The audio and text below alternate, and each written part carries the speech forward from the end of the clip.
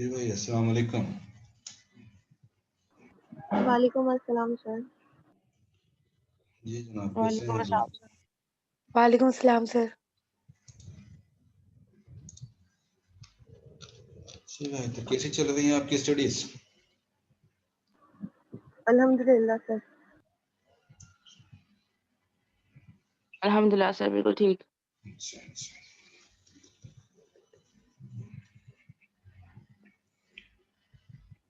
जी भाई, ईशा शुमाइल, आप बेटा कैसी चल रही है मार्केटिंग? समझ में आ रही हैं बातें या नहीं? जी सर, आ रही है, समझ में आ रही। चलिए बेटा, अगर समझ में ना आए तो आपने टाइम पे बताना है। जी अगर सर। टाइम गुजरने के बाद आप कहेंगे कि जी मुझे समझ में नहीं आया था, तो उसका फायदा नहीं होगा फिर आपको। जी सर। चीजें ना आपके कंट्रोल में सर मेरे होंगी। आपसे एक दो सवालात है। जी जी बताइए।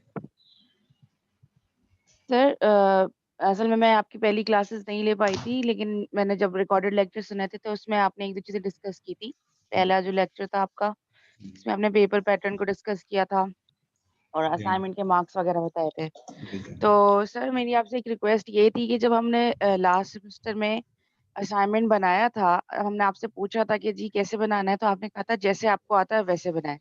तो हमें हमारे मार्क्स कहाँ डिडक्ट हुए हैं, हमें बिल्कुल नहीं पता चला ना वो चीज़ पहले डिस्कस हुई, ना वो बाद में डिस्कस हुई कि हमारे हमारे मार्क्स कहाँ पे डिडक्ट किए गए हैं। क्योंकि हमें पता ही नहीं था, मैं नया सब्जेक्ट है, असाइनमेंट के हवाले से कुछ भी नहीं पता था। हमने वो जब हम सर्च कर रहे थे, तो वो बीबीए के लिहाज से भी आ रहा था, एमबीए के लिहाज से भी आ रहा था और मतलब कुछ भी आ रहा था मतलब नेट पे ना, फार्मेसी के लिहाज से तो कुछ लोगों के टॉपिक स्पेसिफाइड थे, कुछ के नहीं थे। तो इस बार आप काइंडली सिलेबस जो है असाइनमेंट का उसको स्पेसिफाइड करें, ताकि हमारे मार्क्स ना कटे नहीं। जो मतलब ऐसे ही कटे थे वो हमारे, हमें नहीं पता था ना कि कहाँ कटे हैं वो असाइनमेंट के अंदर। एक तो आप बात ये थी और दूसरी बात ये थी सर, जी टॉपिक आपने दोबारा उसको डिस्कस किया ना, जैसे आपने कंटीजेंसी प्लानिंग वगैरह और ये वो, तो क्या ये इस सेमेस्टर में उसको दोबारा गो थ्रू करना है या उसको एक दफा देखना है, या ये वो सिर्फ आप बता रहे थे? ये 2 बातें थी सर।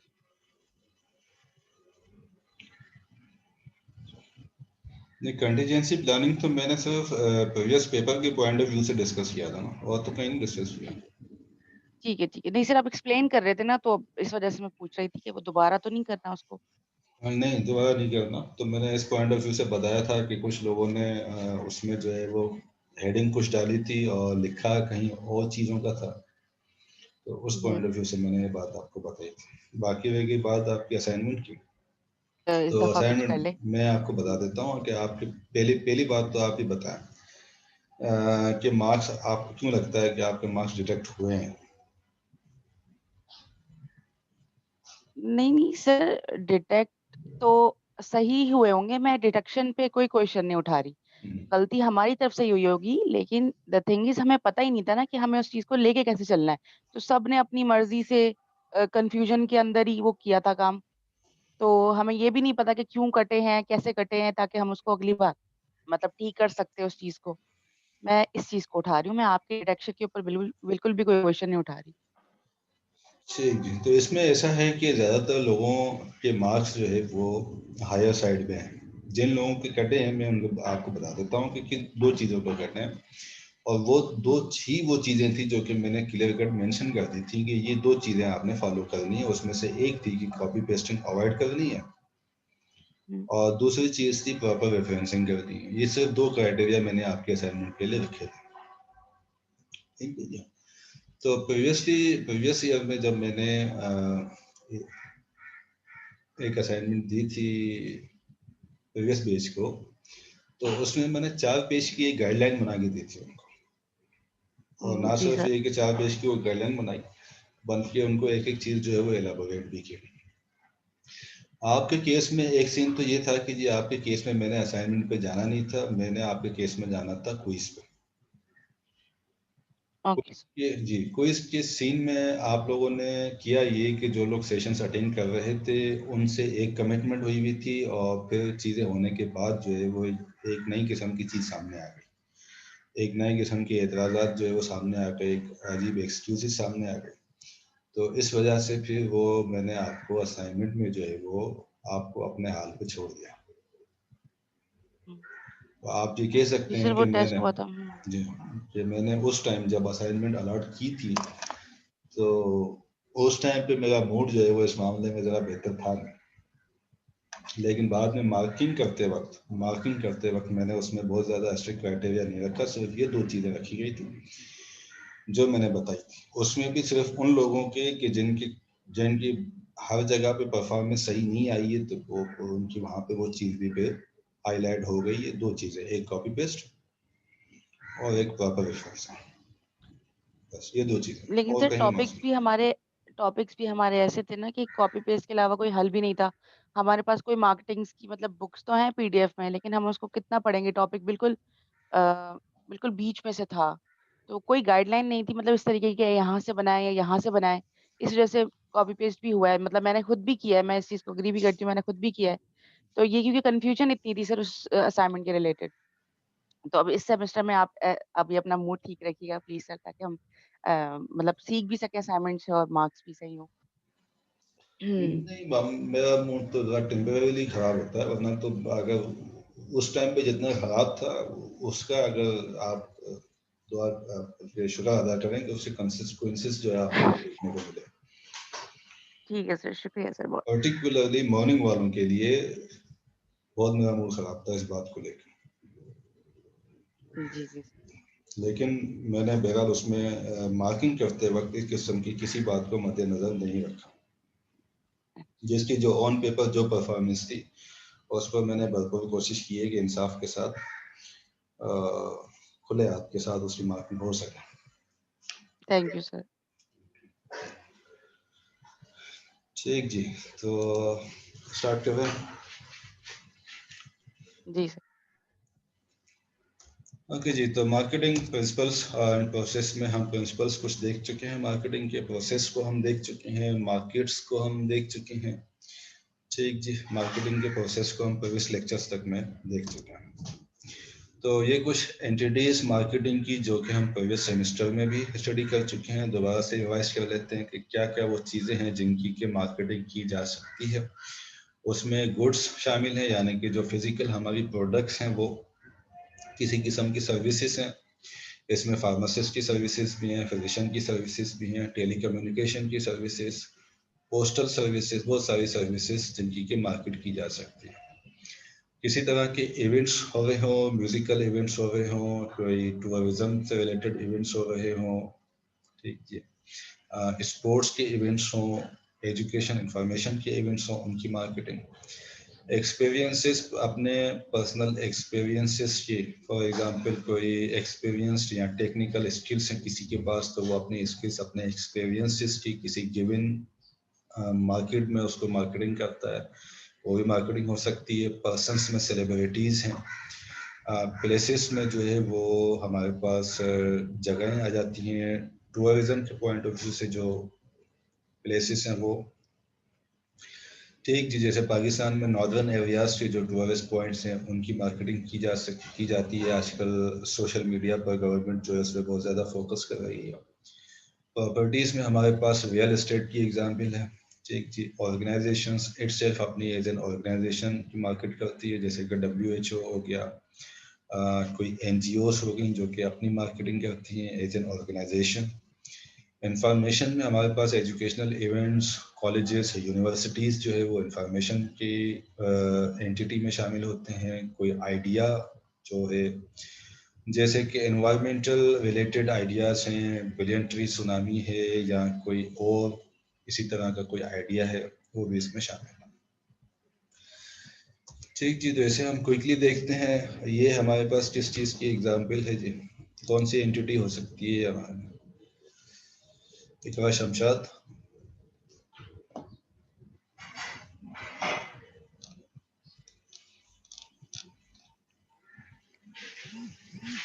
प्लीज सर जी सर वो एक स्टूडेंट है हफ्सा यू, वो जब पासकोड डाली ना तो उनका इनकरेक्ट आ रहा है, मतलब वो ज्वाइन नहीं कर पा रही क्लास में। बेटा, आपने जो पासपोर्ट डाला है वही पासपोर्ट है, मैंने पासपोर्ट चेंज नहीं किया हुआ। आप 2251 से ज्वाइन हुए हैं ना? वो कर रही है सर, लेकिन वो इनकरेक्ट आ रहा है। उनको बोलें कि अच्छा मैं चेक कर देता हूँ, आप रुकें एक मिनट।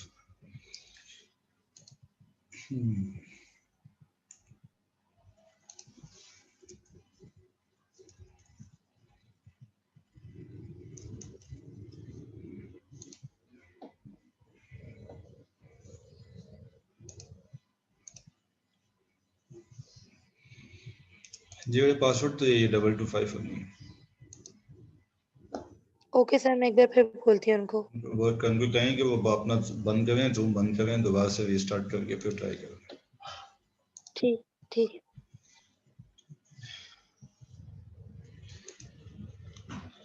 अच्छा जी, तो कौन बता रहा था? रमशा से है सर जी। ये प्लेस की मार्केटिंग हो रही है, प्लेस की मार्केटिंग इससे में ठीक है। जी सर। ओके, अच्छा जी, ये सर ये इवेंट कौन सा इवेंट है ये? सर ये फन गाला टाइप है जिसमें वो होता है ना सर्कस वगैरह जिसकी एडवर्टाइजमेंट हो रही है। जी जी फिर आपने एक कोक स्टूडियो की भी बताई थी। जी हाँ, वो भी आगे हम देख लेते हैं उसको। जी मरियम, आप पे करिए। जी सर ये इवेंट की मार्केटिंग है। ठीक जी, तो ये जो है जिसको फन गाला लगा हुआ है वो भी ठीक है, लेकिन ये एक्चुअली है रशिया में जो हुआ था ओलंपिक्स, उसकी है। रशिया में जो ओलंपिक्स हुआ था लास्ट, उसकी ये मार्केटिंग कर किसने। अच्छा जी, ये सर ये भी इवेंट की मार्केटिंग है। ठीक जी, इवेंट के साथ साथ इसमें जो है वो इनविजिबल मार्केटिंग है प्रोडक्ट। जी सर। जो जी सर आप इनविजिबल बताएं। इनविजिबल मार्केटिंग जो हमने देखी थी, इसमें इनविजिबल मार्केटिंग भी शामिल है। अच्छा जी, ये सर ये भी एक इवेंट मार्केटिंग है जो कि दुबई में हुआ था, 2020 में होने वाला था, लेकिन ये लॉकडाउन की वजह से मे बी जी पोस्टपोन हो जाएगा। ठीक है जी, ये सर ये आइडिया मार्केटिंग है एजुकेशन पे। ठीक जी भाई, ये गोइशवा शुमाइल, आप बताएं बेटा।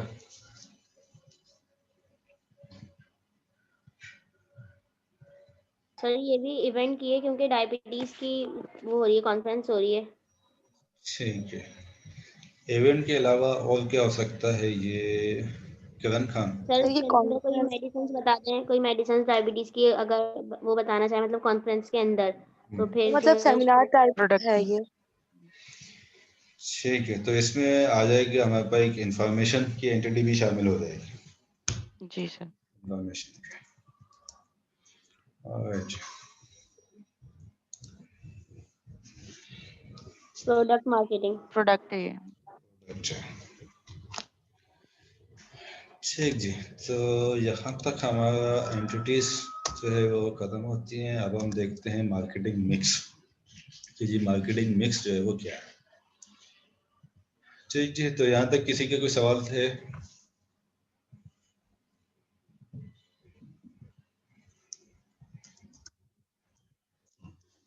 जी, तो मार्केटिंग मिक्स जो है, marketing mix company controlled variables, tools and actions हैं। यानी कि वो वेरिएबल्स, टूल्स या एक्टिविटीज और एक्शंस जो कि कंपनी के कंट्रोल में हैं और कंपनी उसे यूज करती है to meet customer needs and wants. Variables, tools and actions जो कि कंपनी के कंट्रोल में है और कंपनी उसे यूज करती है to meet customer needs and wants. Customer की नीड्स एंड वांट्स को मीट करने के लिए ये variables, tools and actions company utilize करती है।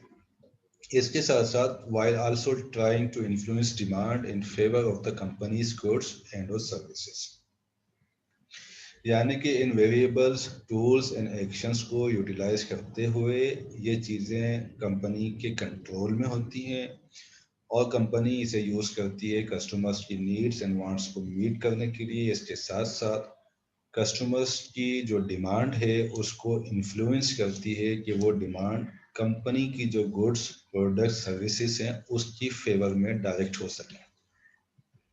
ठीक है जी। अच्छा, दूसरी डेफिनेशन मार्केटिंग मिक्स की ये कहती है कि marketing mix is the result of marketing activities of product characteristics and benefits. Product के कैरेक्टरिस्टिक्स क्या हैं और उसके बेनिफिट क्या मिलेंगे कस्टमर को। This is commonly called the marketing mix. अच्छा जी, अब इसका जो है वो बड़ा एक हैवी इन्फ्लुएंस जो है वो आता है मार्केटिंग पर, मार्केटिंग मिक्स का। इसके लिए अफेक्टिव मार्केटिंग के लिए ज़रूरी है कि हमें मालूम होना चाहिए मार्केटिंग मिक्स के बारे में, उसकी समझबूझ होनी चाहिए और हमारे पास स्किल्स होनी चाहिए कि इस मार्केटिंग मिक्स को किस तरह से हम मैनिपुलेट कर सकते हैं। इस मार्केटिंग मिक्स की जो ट्रेडिशनल फॉर्म है, ट्रेडिशनली इस मार्केटिंग मिक्स में हमारे पास 4 चीज़ें हैं, 4 एलिमेंट्स हैं जिनको कि हम टर्म करते हैं 4 P's, which is product, price, place and promotion. Product, price, place and promotion. अब इन 4 P's को हम 1 by 1 जो है वो रिव्यू करेंगे। अच्छा जी, तो प्रोडक्ट क्या है? प्रोडक्ट कंबाइंड ऑफरिंग से of the seller to the customer. Product जो कंबाइंड चीजें एक सेलर या मैन्युफैक्चरर जो कि ऑफर कर रहा है कस्टमर को इन रिटर्न ऑफ करेंसी या वैल्यू। मनी। कंबाइंड ऑफरिंग्स जो कि सेलर प्रोवाइड करेगा कस्टमर को। कंबाइंड ऑफरिंग्स हम इसे इसलिए कह रहे हैं कि एक प्रोडक्ट, सर्विस या उसके साथ दूसरी और चीज़ें मिलकर जो एक प्रोडक्ट बना रही हैं, एक कंबाइंड ऑफरिंग बन रही है, वो है हमारे पास product. So product is the anything that can be offered to a market for attention, acquisition, use or consumption that might satisfy a want or need. हर वो चीज़ जो कि हम मार्केट में ऑफर कर रहे हैं फॉर अटेंशन, एक्विजिशन, यूज और consumption, और ये चीज़ जो कि अटेंशन, यूज, कंजप्शन के लिए हमने ऑफर की है मार्केट में, ये सेटिस्फाई करेगी कस्टमर की वांट और नीड को, उसे हम कहते हैं प्रोडक्ट। ठीक है, ये प्रोडक्ट जो है वो गुड्स भी हो सकते हैं, सर्विसेज भी हो सकते हैं, आइडियाज भी हो सकते हैं, consisting of a collection of tangible and intangible attributes. इस प्रोडक्ट के जो एट्रीब्यूट्स हैं, प्रॉपर्टीज हैं, वो टेंजिबल भी हो सकती हैं और इनटेंजिबल भी हो सकती हैं, और ये सेटिस्फाई करेंगी कंज्यूमर्स को which are received in exchange for money or some other unit of value। Product goods भी हो सकती हैं, सर्विसेज भी हो सकते हैं, आइडियाज भी हो सकते हैं, इनकी नेचर जो है वो टेंजिबल और इनटेंजिबल हो सकती है, और ये प्रोडक्ट सेटिस्फाई करेगी कंज्यूमर को इन रिटर्न जो कि वो हमें अमाउंट पे कर रहा है या किसी भी तरह की वैल्यू उस ऑफरिंग के अगेंस्ट में पे कर रहा है उसके अगेंस्ट। अब ये टेंजिबल और इनटेंजिबल एट्रीब्यूट्स क्या होते हैं?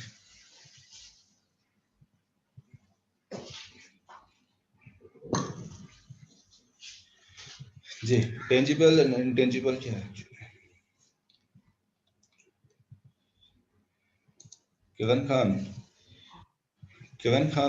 खान आपने भाई कल जूम सेशन मेरा क्यों ज्वाइन कर रखा था? कल तो क्लास भी नहीं थी। किरण खान तक आवाज पहुंच रही है?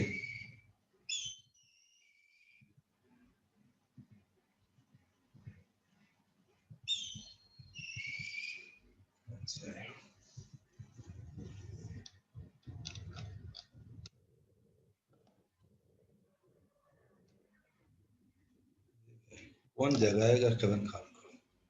कोई नहीं जगा सकता। जी, कोई और बता दे भाई। जी मरियम बताइए। सर, कोई एक ऐसी प्रोडक्ट जिससे कस्टमर की वैल्यू जो है ना उसमें इजाफा हो जाए, मतलब उसको बेनिफिट दे, तो उसको टेंजिबल कहते हैं। मतलब लाइक उसकी पैकेजिंग और उसकी जो वारंटीज वगैरह होती हैं हम्म, उसके हिसाब के मुताबिक। और sir intangible like quality strength strength जो उसका इफेक्ट है उसको इंटेंजिबल कहते हैं। अच्छा जी, अच्छा ठीक है, ठीक है। ओके, देखें अगर आप जो है ना एक फार्मासिस्ट के पास गए, फार्मासिस्ट को आपने प्रिस्क्रिप्शन दी, उस प्रिस्क्रिप्शन के अगेंस्ट फार्मासिस्ट ने आपको मेडिकेशंस निकाल के दे दी, वो मेडिसिन आप लेके आ गए। दूसरे केस में आप फार्मासिस्ट के पास गए और उससे आपने कंसल्टेशन लेने के लिए आपने उसको चार्जेस भी पे किए और आपने उससे पूछा कि जी मुझे ये डिजीज़ है, ये मैं मेडिकेशंस जो है वो यूज़ कर रहा हूँ या कर रही हूँ, तो इसके लिए मुझे क्या और बेहतर क्या करना चाहिए, किस तरह से मैं अपनी थेरेपी को मैनेज कर सकते हैं। अब वो फार्मासिस्ट जो है वो आपको 15 से 20 मिनट का एक पूरा सेशन प्रोवाइड करके सारी इंफॉर्मेशन आपको प्रोवाइड करता है, आपकी सारी मेडिकेशंस को रिव्यू करता है, सारी मेडिकेशंस के साइड इफ़ेक्ट्स आपको बताता है, किस तरह से बेहतर तरीके से आपको किस टाइम पे कौन सी मेडिकेशन लेनी चाहिए, किस तरह से जो साइड इफ़ेक्ट्स हैं उसको आप मिनिमाइज कर सकते हैं और लाइफ स्टाइल चेंजेस क्या ला सकते हैं। ये सारी चीज़ें आपको फार्मासिस्ट बताता है दूसरे केस में। तो इसमें जो डिफरेंस आ रहा है, डिफरेंस ये आ रहा है कि एक जगह पे आपके पास आपको जो प्रोडक्ट मिली है उसकी फिजिकल एग्जिस्टेंस है, जिसको कि आप कॉमन वर्ड्स में कह सकते हैं टचेबल, जिसे कि टच किया जा सके, फिजिकल एग्जिस्टेंस। दूसरे केस में फार्मासिस्ट ने जो आपको प्रोडक्ट दी है वो इंटेंजिबल है, उसकी फिजिकल फॉर्म में कोई एग्जिस्टेंस नहीं है। ओके। ठीक है।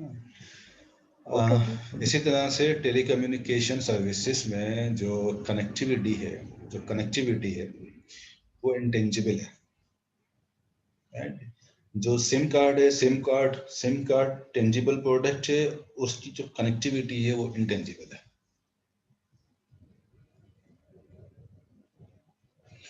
ठीक है, तो ये टेंजिबल और इंटेंजिबल एट्रीब्यूट्स कहलाते हैं। टेंजिबल मींस कि फिजिकल एग्जिस्टेंस, फिजिकली आप टच कर सकें उस प्रोडक्ट को,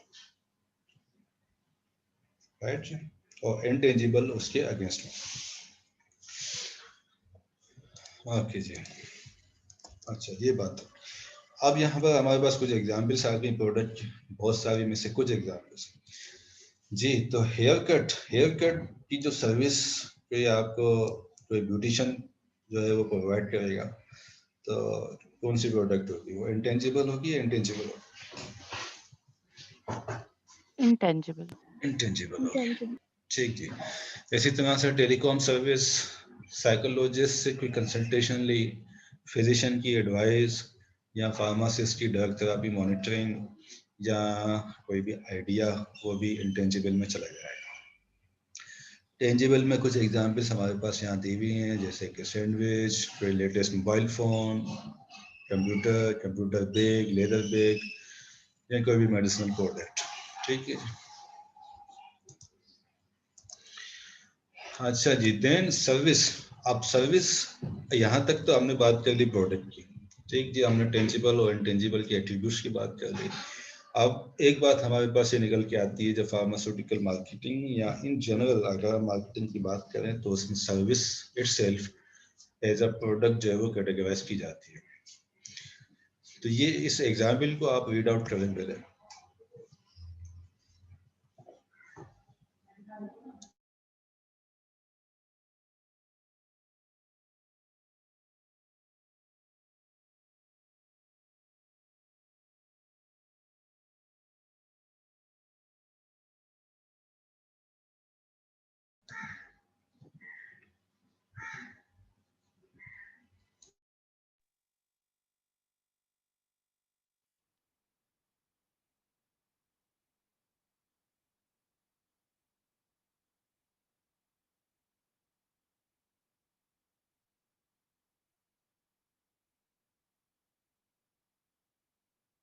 यस सर।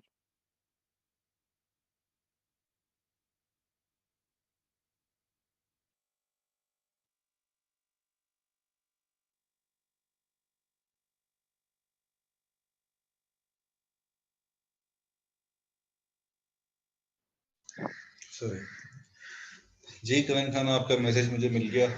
तो अब ये बताइए कि इसे कौन एक्सप्लेन करेगा भाई? दुर्रे शहबाज, दुर्रे शहबाज। Yes sir. जी बेटा बताइए, इसको एक्सप्लेन कीजिए, क्या समझ में आया? सर इसमें ये है कि जो है एक लोकल कम्युनिटी फार्मेसी में मतलब एक पेशेंट गया, उसने बताया कि उसने जब अपनी प्रीवियस मेडिकेशन ली हैं तो उसमें उसको साइनस का इशू आया है और उसने उस पे साइनस को ट्रीट करने के लिए उसने ये बोला है कि उसको ओवर द काउंटर मतलब कोई ऐसी मेडिकेशन दी जाए जो उसको ट्रीट कर सके। अब फार्मिस्ट जो है उसको ये देने के साथ वो उसको ये मतलब बता रहा है कि वो फर्दर उसके साइड इफेक्ट्स देगा और वो किस अदर मेडिकेशन से जो है वो कर रही है, मतलब कि इंटरेक्ट तो नहीं करेगी अदर मेडिकेशन से, उसको वो बता रहा है। तो सर ये जो है इंटेंजिबल डायमेंशंस के उसमें आ रहे हैं सर्विसेज में। ठीक है, और इसके अलावा जो मेन मैसेज आपको इस एग्जाम्पल में दिया जा रहा है वो ये कि जो सर्विस है, सर्विस भी एज अ प्रोडक्ट जो है वो अब देखी जाएगी मार्केटिंग में। हमारे पास service itself as a product, ठीक है। जो सर्विसेज हम प्रोवाइड कर रहे हैं वो सर्विसेज भी प्रोडक्ट हैं हमारी, वो सर्विसेज हमारी प्रोडक्ट है। इसके अलावा एक और, अच्छा जी पहले तो ये बताएं कि ये बात सबको समझ में आ गई जो दुर्गे शहबाज ने एक्सप्लेन की, या मैं इसको एक्सप्लेन करूं दोबारा? जी सर समझ आ गई। जी सर आ गई। ठीक। इसके साथ जो आप दूसरी चीज इसमें देख रहे होंगे वो ये वाली टर्म है, वैल्यू एडेड सर्विस।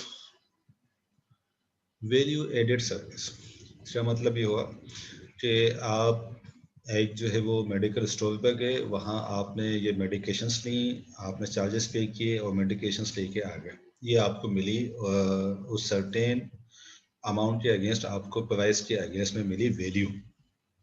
जबकि दूसरे केस में जब आप फार्मासिस्ट के पास गए तो जो पहले केस में वैल्यू आपने एक मेडिकल स्टोर से ली थी, उसके साथ साथ आपको फार्मासिस्ट से एक जो है वो एडवाइस मिल गई, उसने सारी चीज़ें आपको एक्सप्लेन कर दी, साइड इफ़ेक्ट्स बता दिए, ये भी समझाया आपको कि जी ये मेडिकेशंस आपस में इंटरेक्ट किस तरह करती हैं, इसलिए इसको प्रॉपर मेडिकेशन लेने का क्या तरीक़ेकार होगा। तो पहले केस में आप जो वैल्यू खरीद के आए थे मेडिकल स्टोर से, दूसरे केस में फार्मासिस्ट के पास जब आप गए तो वैल्यू एड हो गई, वैल्यू में एक सर्विस जो है वो एड हो गई, जिसको हम कहते हैं वैल्यू एडेड सर्विसेज। वैल्यू के साथ किसी सर्विस को एड कर देना, ये कहलाती है हमारे पास वैल्यू एडेड सर्विसेज।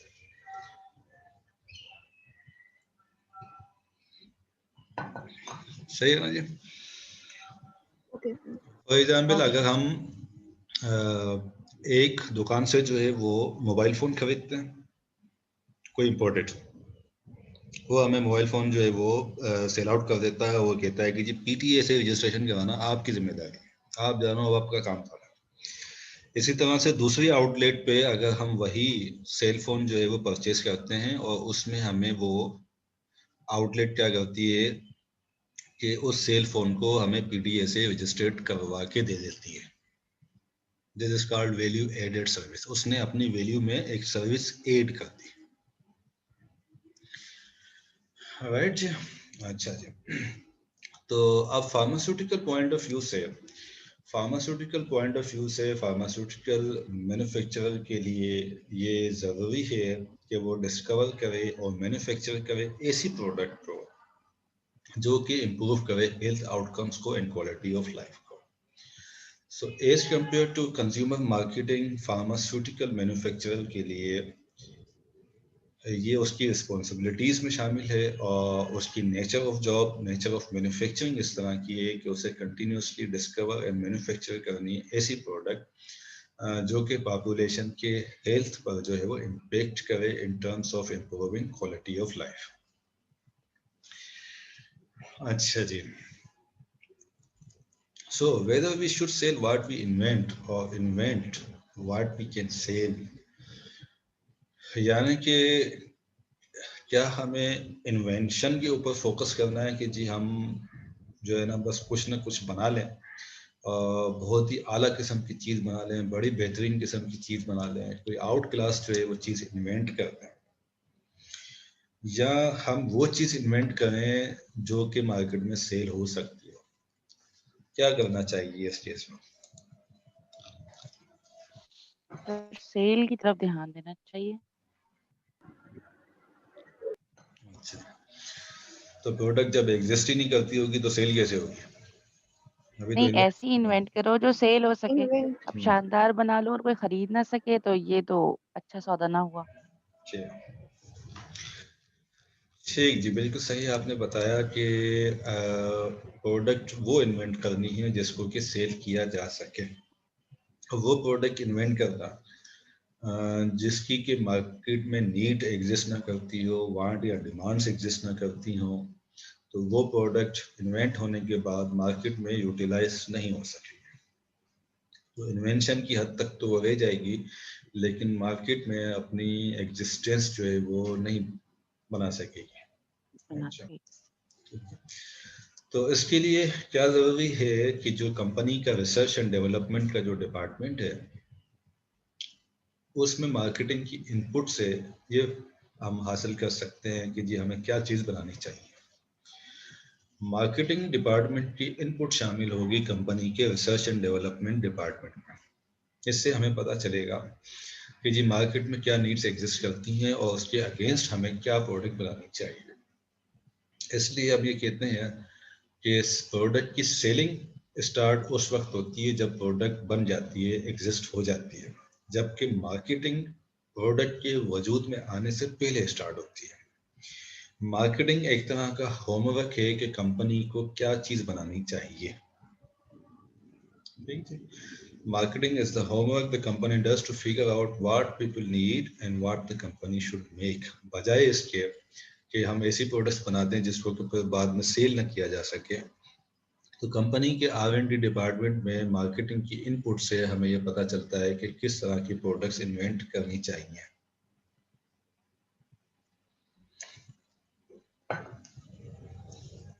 अच्छा,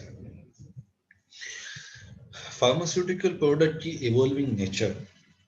एक प्रोडक्ट है हमारे पास, टेबलेट है कोलेस्ट्रॉल रिड्यूसिंग पिल, ये उसकी डिस्क्रिप्शन है जी, कोलेस्ट्रॉल रिड्यूसिंग पिल। उसका बेनिफिट कस्टमर को ये मिलेगा कि जी कोलेस्ट्रॉल लो हो जाएगा, जो रिकमेंडेड गाइडलाइंस जिस नंबर्स पे एम्फसाइज करती हैं उस रेंज में कोलेस्ट्रॉल जो है फॉल डाउन कर जाएगा। और क्या होना चाहिए एक कोलेस्ट्रॉल रिड्यूसिंग पिल में?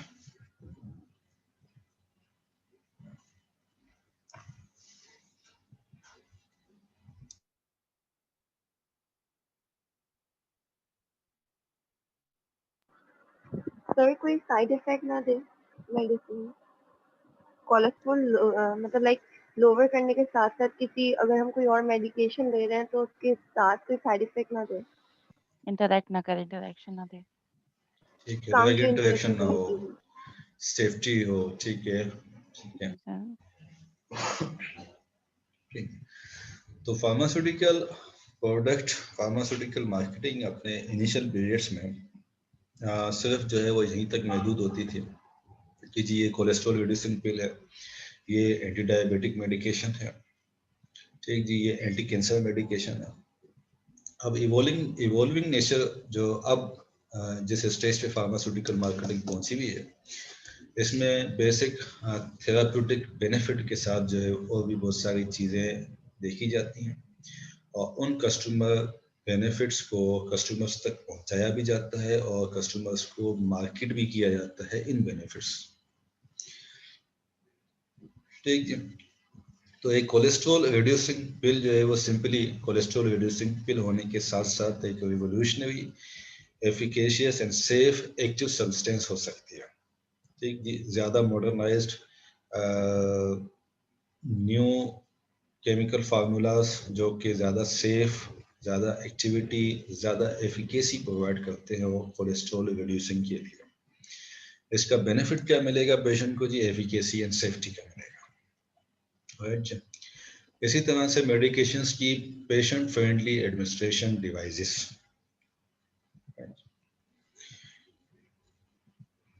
For example asthma related patients को इस तरह की डिवाइसेस बना के देना एक एंटी एस्थमेटिक जो है वो या एस्थमा ट्रीटिंग मेडिकेशन, उसका एक ओल्ड पर्सपेक्टिव, इसके साथ साथ अगर वो पेशेंट फ्रेंडली एडमिनिस्ट्रेशन डिवाइसेस की बनाई गई है तो ये एक प्लस पॉइंट या प्लस बेनिफिट हो जाता है कस्टमर के लिए। देखिए उसमें कि उसका कन्वीनियंट यूज शामिल हो जाता है, पेनलेस यूज शामिल हो जाता है, जैसे कि इंसुलिन के इंजेक्शंस में बिल्कुल एक जो है ना फाइन नीडल बनाई जाती है नीडल कि बनाई। पेशेंट का पेन जो है वो कम से कम हो। अच्छा जी, then disease management services. Disease management services यानी कि ट्रीटमेंट गाइडलाइंस का बेनिफिट पेशेंट को मिलेगा। तो ट्रीटमेंट गाइडलाइंस कोई पढ़ी है आपने कभी कोई? ट्रीटमेंट गाइडलाइंस सर ऐसे तो नहीं पढ़ी, लेकिन जैसे डायबिटीज के चैप्टर में हमने अमेरिकन एसोसिएशन की पढ़ी थी कि इतने से इतना इसका ब्लड ग्लूकोज होना चाहिए, उसके लिए ये मेडिकेशंस अवेलेबल हैं, या वो मेंशन कर देते कि फर्स्ट लाइन थेरेपी है तो 3 ड्रग्स उन्होंने बता दी कि ये 3 फर्स्ट लाइन में आएंगी, इस तरह से पढ़ी। ठीक है, तो वो जो फर्स्ट लाइन मेडिकेशन रिकमेंड करते हैं उसकी बेसिस होती है एविडेंस बेस्ड प्रैक्टिस। जी सर। जिन चीज़ों के लिए स्ट्रॉन्ग एविडेंस जो है वो लिटरेचर में एग्जिस्ट करती है उसकी बेसिस पे वो उसको रिकमेंड करते हैं। अब फॉर एग्जांपल डायबिटीज़ की आपने बात की, डायबिटीज़ में अगर गाइडलाइन कहती है कि जी पेशेंट डायबिटिक पेशेंट जब डायबिटीज़ उसको डायग्नोस हो गई तो डिपेंडिंग उसकी ग्लूकोज वैल्यूज पे डिपेंड करते हुए या तो हम लाइफ स्टाइल मॉडिफिकेशन पे जाएंगे, उससे अगर कंट्रोल नहीं होता तो हम फर्स्ट लाइन पे oral anti diabetic agent single agent start कराएंगे जी मेटफॉर्मिन। सर। मेटफॉर्मिन मेटफॉर्मिन जी। ठीक जी। तो अब अगर हमारे पास मेटफॉर्मिन है या जो हमारी प्रोडक्ट है उसको कोई गाइडलाइन रिकमेंड करती है एज अ फर्स्ट लाइन या सेकंड स्टेप पे या थर्ड स्टेप पे, जहाँ पर भी जाके वो गाइडलाइन रिकमेंड करती है उस पॉइंट को हम यूटिलाइज कर सकते हैं एज अ फार्मास्यूटिकल अपनी मार्केटिंग के तौर पर उस मार्केटिंग। पॉइंट को हाईलाइट कर सकते हैं, जिसका बेनिफिट पेशेंट को ये मिलता है कि जी जो एविडेंसेस जो कहती हैं एविडेंस बेस्ड प्रैक्टिस जो बात रिकमेंड कर रही है वो बेनिफिट वही चीज़ आप तक पहुंच रही है। अच्छा जी, इसके साथ साथ इनोवेटिव डिजीज प्रिवेंशन आइडियाज, अगर कोई फार्मास्यूटिकल कंपनी जो है वो डिजीज को प्रिवेंट करने के लिए कोई आइडियाज जनरेट करती है, किसी किस्म की सपोर्ट जनरेट करती है, इंफॉर्मेशन और एजुकेशन प्रोवाइड करती है, तो इसका बेनिफिट पॉपुलेशन को प्रिवेंशन के तौर पर मिलेगा उस डिजीज से रिलेटेड। ठीक है। ठीक है। अच्छा जी, फार्मास्यूटिकल्स में जो एम्प्लॉयज़ हैं उनका जो माइंड है वो पेशेंट वेलबींग की तरफ ज़्यादा होना चाहिए as compare to commercialization. Pharmaceutical organization के एम्प्लॉयज़ का पेशेंट एनवायरनमेंट और cost minding, cost in terms of patients की अफोर्डेबिलिटी, तो इसके बेनिफिट्स पेशेंट्स को मिलेंगे कि जी एक केयरिंग बेनिफिट मिलेगा, अफोर्डेबिलिटी मिलेगी, इकोलॉजी मिलेगी। इसके साथ साथ प्रोडक्ट की अवेलेबिलिटी अगर सारी मैनकाइंड के लिए, सारी मार्केट के लिए एक जैसी होनी चाहिए ताकि पेशेंट को उसका यूनिवर्सल एक्सेस होने का बेनिफिट मिलेगा। जिस तरह से कि आजकल जो कोविड की वैक्सीन जो डेवलप हो रही हैं तो उस पर एम्फसाइज किया जा रहा है कि इसकी एक्सेस फेयर होनी चाहिए और यूनिवर्सल होनी चाहिए इररिस्पेक्टिव ऑफ डेवलप्ड कंट्रीज